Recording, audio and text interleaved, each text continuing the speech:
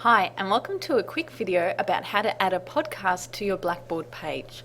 This method can also be used for vodcasts, other audio files, and other video files. So in Blackboard, if you want to add a podcast to any page, you can do so clicking on More and Add Podcast Episode. Give the podcast a quick name.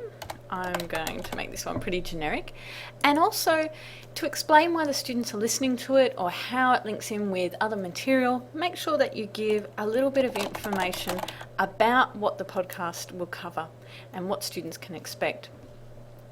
Then come down to choose file. I'm just going to use a very generic file that you'll find in almost all Windows operating systems. It's under My Documents, My Music, Sample Music. Not really into Beethoven, so I'm going to go the Highway Blues because I'm much more into the blues. Let's click on Open, and you'll notice that this is a WMA file.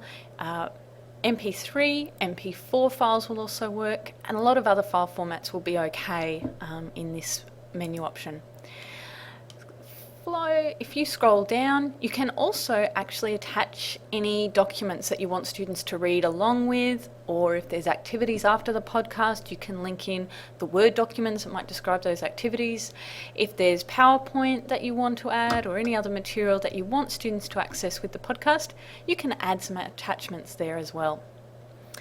I'm going to make sure that the episode's available. And if you do have some date and time restrictions, you only want the podcast to be available for viewing at certain date during a certain period of semester, you can specify that there. Now let's click on Submit. You'll get a confirmation page like with a lot of Blackboard functions.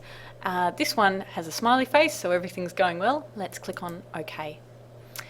This is what it looks like in Blackboard, and this is what it looks like to students in the edit mode off. So you have the option to download and save the file to your computer for a lot of file formats, or the other option is almost always play or view. So let's click on play.